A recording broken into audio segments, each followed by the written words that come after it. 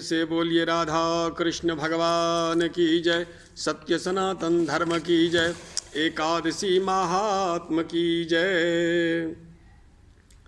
वैसे तो आइए हम लोग एकादशी महात्म का श्रवण करते हैं।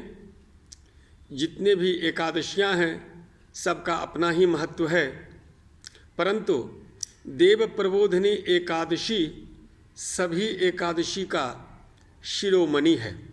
तो आइए कार्तिक शुक्ल एकादशी यानी देव प्रबोधिनी एकादशी, देव उठौनी एकादशी का महात्म्य हम लोग श्रवण करते हैं।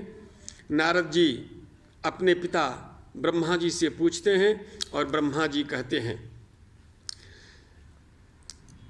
नारद जी ने पूछा, हे तात, कार्तिक शुक्ल पक्ष की जो देव प्रबोधिनी एकादशी है इनका महत्व बताइए।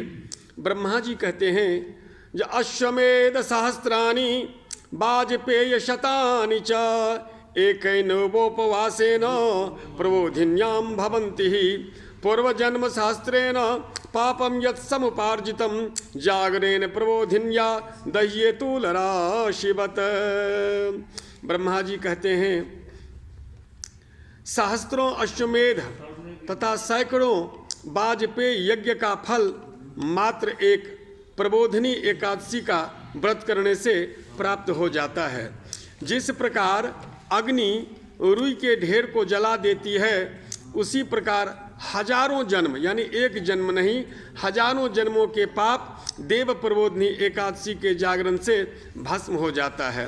हे मुनि, तुम प्रबोधिनी एकादशी के पापनाशक, पुष्टिवर्धक तथा मुक्तिदायक महात्म को सुनो। सभी तीर्थों तथा समस्त दानों से जो फल प्राप्त होता है, उससे करोड़ों गुना फल प्रबोधिनी एकादशी के जागरण से मिल जाता है।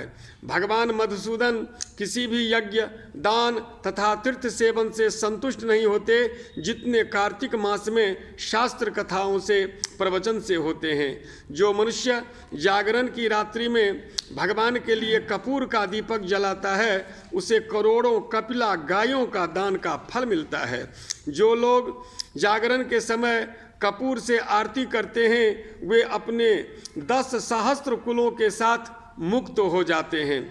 जागरण के समय जो व्यक्ति हरि मंदिर में धूप, कपूर, केसर तथा कस्तूरी युक्त धूप जलाता है, विष्णु को दही, दूध, घृत जल से स्नान कराता है और रात्रि जागरण करता है, वह मुक्ति का भागी बन जाता है।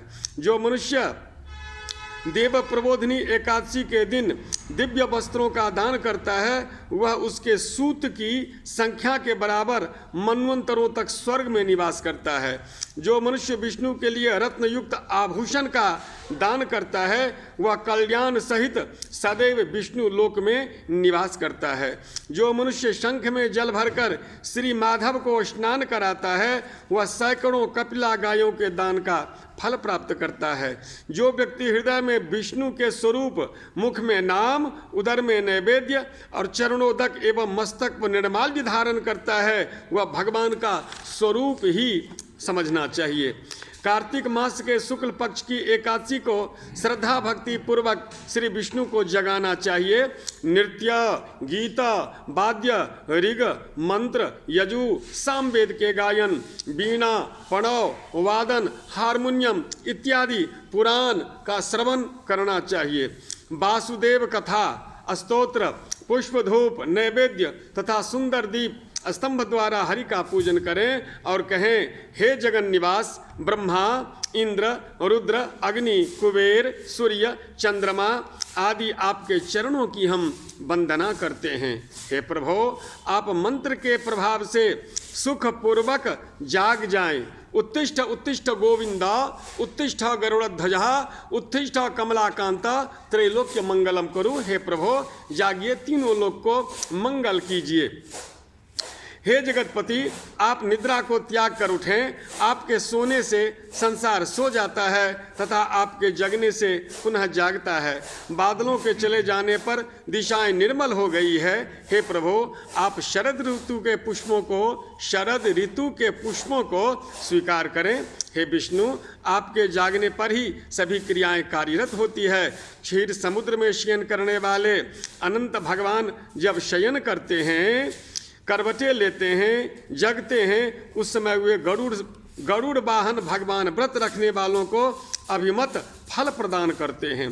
एकादशी की रात्रि में शयन, दिन में उत्थापन तथा संध्या के समय करवट दिलाने का कार्य विष्णु भक्तों को करना चाहिए।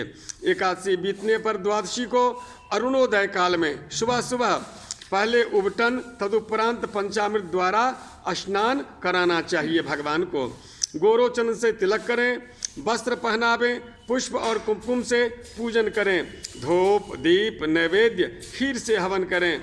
इस प्रकार श्री भगवान का पूजन करके ब्राह्मणों को भोजन कराएं।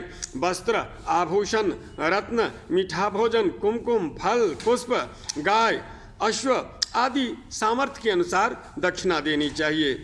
जो लोग 4 वार्षिक मासों तक यानी 4 वर्ष तक नियम पूर्वक इन कृत्यों को करते हैं तथा ब्राह्मणों को भक्ति पूर्वक दक्षिणा देते हैं, उन्हें विदा करने के बाद स्वयं भोजन करते हैं और व्रत उपवास के मंत्रों को पढ़ते हैं, वे सब पापों से मुक्त हो जाते हैं।